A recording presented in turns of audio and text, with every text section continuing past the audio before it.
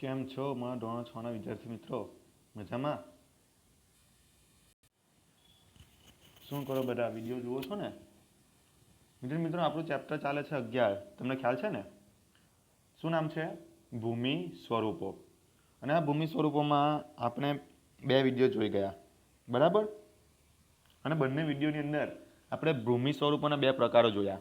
ભૂમિ સ્વરૂપોના એમ 3 પ્રકાર છે: પર્વત, ઉચ્ચ પ્રદેશ અને મેદાન. આ 3 પ્રકારોમાંથી આપણે 2 પ્રકારો વિશે માહિતી મેળવી હતી.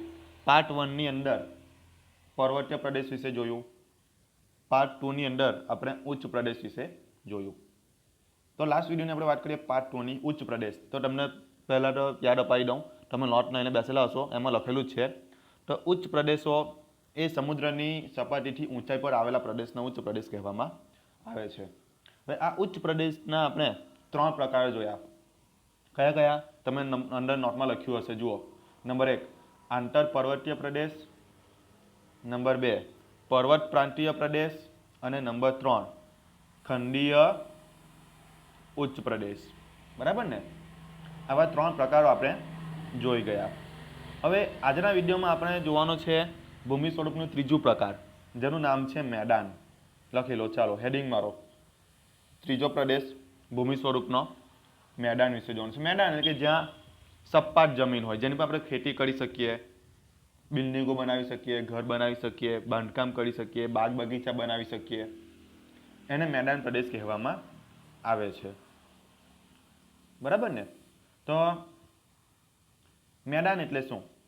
તો સમુદ્ર સપાટીથી 180 મીટરથી ઓછી ઊંચાઈએ આવેલા, સમુદ્ર સપાટીથી 180 મીટરથી ઓછી ઊંચાઈએ આવેલા સમતલ એટલે કે સપાટ ભૂમિ ભાગને મેદાન તરીકે ઓળખવામાં આવે છે. જેમ કે હાલમાં તમે અત્યારે જે જગ્યાએ રહો છો ત્યાં કોઈ પર્વત પ્રદેશ નથી, સપાટ પ્રદેશ છે. તમારું ઘર, તમારું ગામ આવેલું છે, શહેર આવેલું છે, પ્લસ તમે ત્યાં ખેતી કરો છો, એવા સપાટ પ્રદેશને મેદાન તરીકે ઓળખવામાં આવે છે. અને દુનિયાના મોટા ભાગનો આ મેદાન પ્રદેશ એ નદીઓ દ્વારા ઠલવાયેલ માટીમાંથી બન્યા છે. નદીઓ દ્વારા ઠલવાયેલ માટીમાંથી દુનિયાનો મોટા ભાગનો મેદાન પ્રદેશ બનેલો છે. બરાબર ને? અને મોટે ભાગે આપણે જોઈએ તો નદીની આજુબાજુના વિસ્તારમાં જ આવા મેદાન પ્રદેશ આપણને જોવા મળે છે. પરંતુ તેમ છતાં નદીઓ સિવાય કેટલાક મેદાનોનું નિર્માણ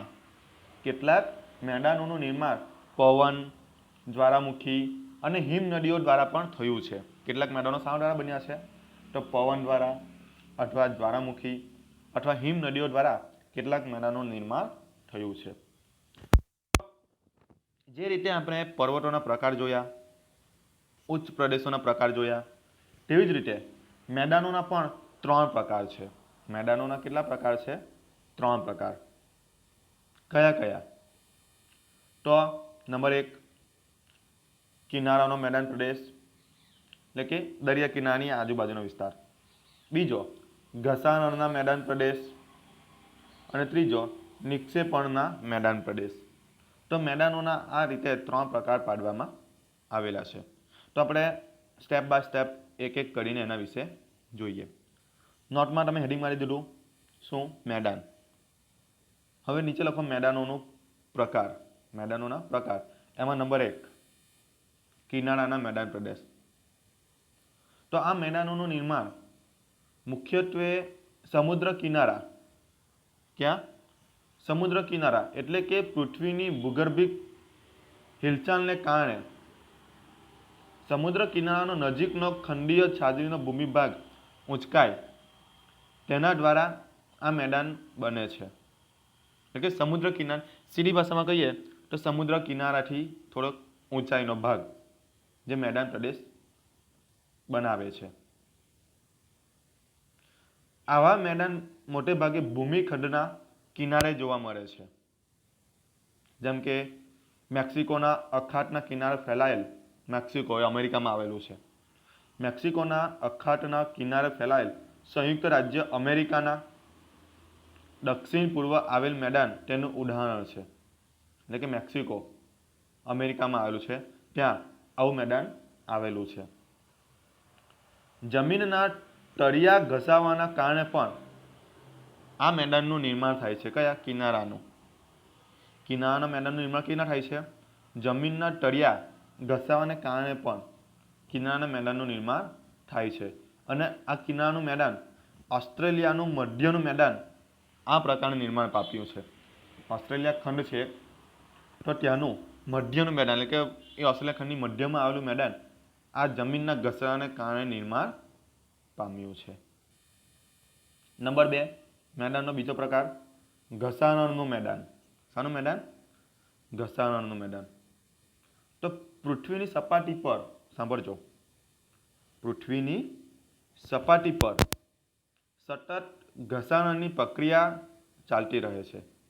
સપાટી પર એટલે કે આપણે જે આ પૃથ્વી પર રહીએ છીએ ને એની પર ઘસારણની પ્રક્રિયા ચાલ્યા કરે છે. કોઈ પવન દ્વારા, પૂર દ્વારા, નદીમાં પૂર આવે તેના કારણે કેવું જમીન એક જગ્યાએ બીજી જગ્યાએ ઘસાઈને ચાલી જાય છે, અથવા ખૂબ જોરમાં પવન ફૂંકાય તો એ ઘસરાની પ્રક્રિયા ચાલતી રહે છે, જેનાથી લાંબા ગાળે પર્વતો તથા ઉચ્ચ પ્રદેશો, નદી, પવન અને હિમ નદી જેવા પરિબળો દ્વારા ઘસાઈને મેદાન બને છે. જો આ પર્વતો પરથી પાણી વહે, પવન વાય, ઉચ્ચ પ્રદેશો પરથી નદીઓ, પવનો, એના દ્વારા એવા પરિબળો દ્વારા ઘસાઈને મેદાન બને છે. જેમ કે આપણા ગંગાનું મેદાન પ્રદેશ ઉત્તરમાં આવેલું છે, એ આ દ્વારા નિર્માણ પામ્યું છે. અને આવા મેદાન સંપૂર્ણપણે સપાટ હોય છે. સપાટ એટલે કે સીધા, કોઈ ઉબડ-ખાબડ નહીં, સીધા. જેને પણ આપણે મોટા મોટા શહેરો બનાવેલા છે, ખેતી કામ ચાલે છે, એવા સપાટ હોય છે. નક્કર ખડકોની ટેકરીઓ વચ્ચે વચ્ચે જોવા મળે છે. નક્કર ખડકો એટલે કે પથ્થર જેવી ટેકરીઓ વચ્ચે વચ્ચે જોવા મળે છે. ઉત્તર કેનેડા અને પશ્ચિમ સાઇબેરિયાના મેદાન, આ બીજા દેશની વાત છે.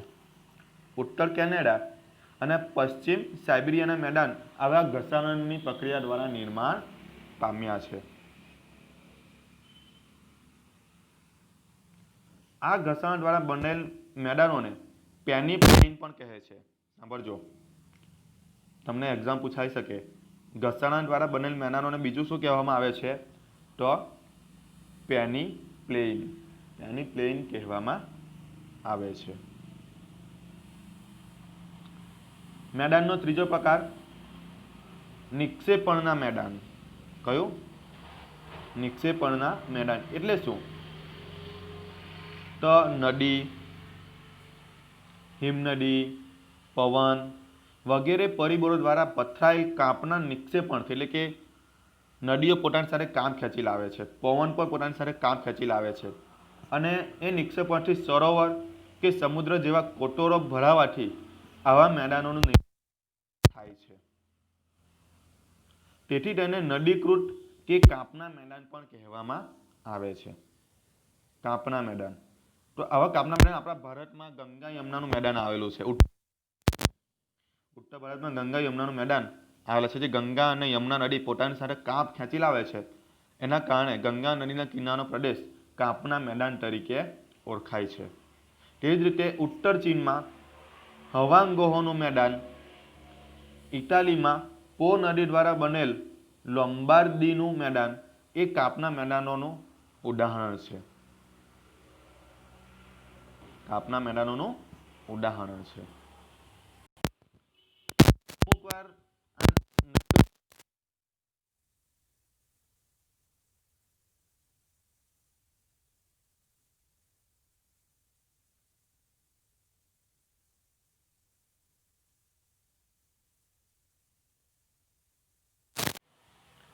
તો એ નદીઓ જે બનેલા સરોવરો છે સુકાઈ જાય ત્યારે મેદાન નિર્માણ પામે છે. ખીણોમાં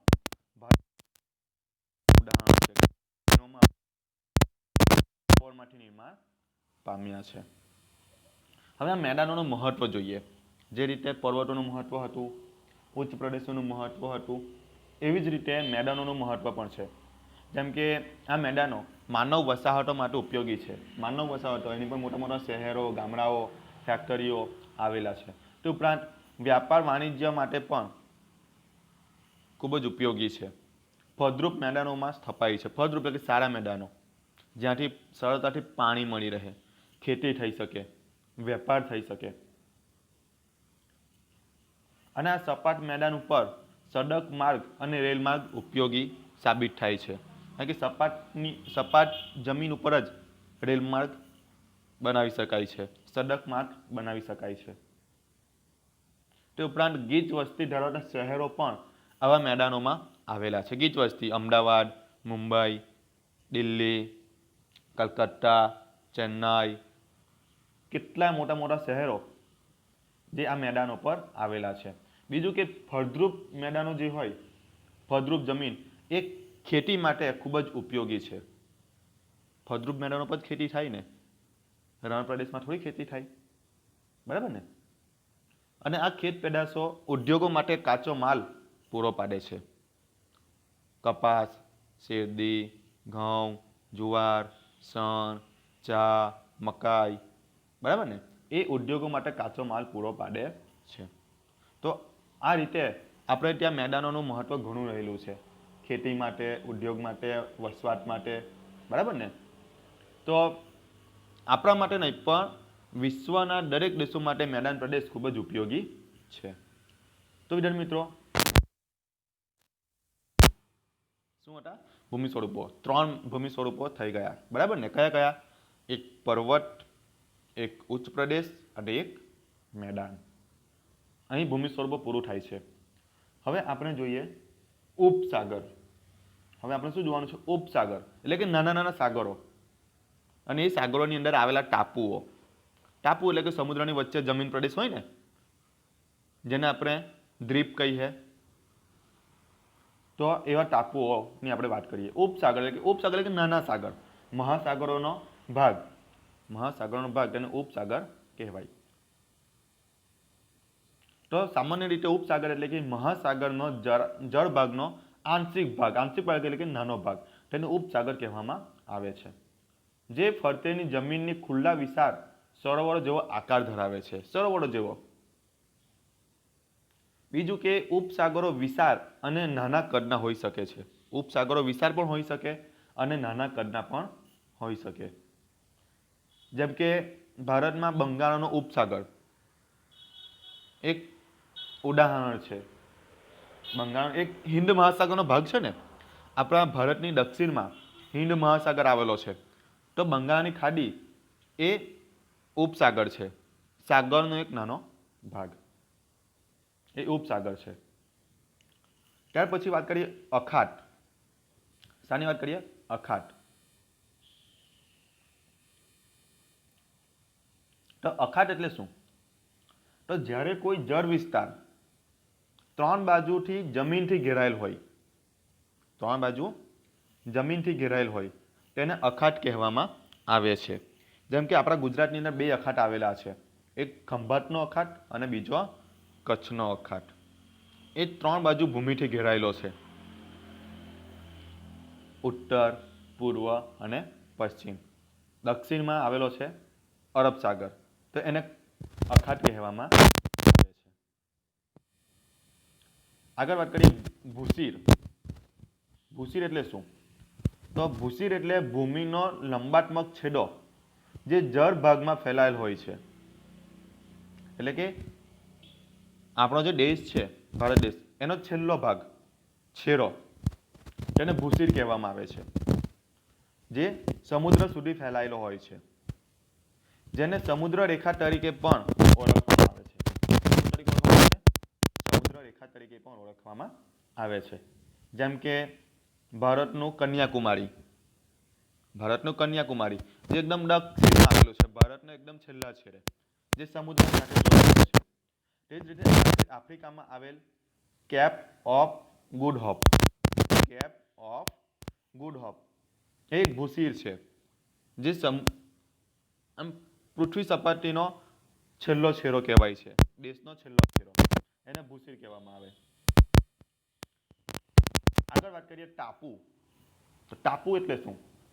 તો ટાપુનો તમને ખ્યાલ છે જ કે એવો ભૂમિભાગ જે સમુદ્રથી ચારે બાજુ ઘેરાયેલ હોય, ચારે બાજુ સમુદ્ર હોય અને વચ્ચે ભૂમિ હોય, જમીન વિસ્તાર, એને ટાપુ તરીકે ઓળખવામાં આવે છે. જેમ કે આપણા ભારતની અંદર 2 ટાપુઓ આવેલા છે, એક લક્ષદ્વીપ ટાપુઓ અને બીજા છે અંડમાન નિકોબારના ટાપુઓ. બરાબર ને? તે રીતે બેટ દ્વારકા, પિરોટન, નરાબેટ, પીરમબેટ, સિયાર બેટ, એ બધા આપણા ભારતના સમુદ્રમાં આવેલા ટાપુઓ છે. એટલે કે દરિયાની વચ્ચે જમીન આવેલી હોય છે અને ત્યાં પહોંચવા માટે આપણે નાવડીનો ઉપયોગ કરવો પડે. બરાબર ને? એવા ટાપુઓ. પછી છે ખીણ. ખીણ એટલે શું? તો ખીણ એટલે 2 પર્વતો વચ્ચેની ભાગ. 2 પર્વતો વચ્ચેનો જે ભાગ આવે ને, જેમાં પડી જવાની બીક લાગે, એટલે પર્વતોની હારમાળાની વચ્ચે જે ભાગ આવેલો હોય, નીચાણવાળો ભાગ, જેમાં આપણે નથી કહીએ કે આપણે પર્વતોની નીચે જઈએ, એ ભાગને ખીણ કહેવામાં આવે છે.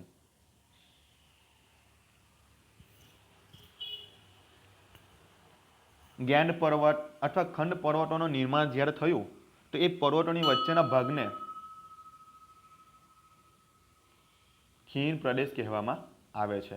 તથા નદી, હિમ નદીના ઘસાણના પરિણામે પણ આવી ખીણોની રચના થાય છે. જેમ કે કાશ્મીરની ખીણો.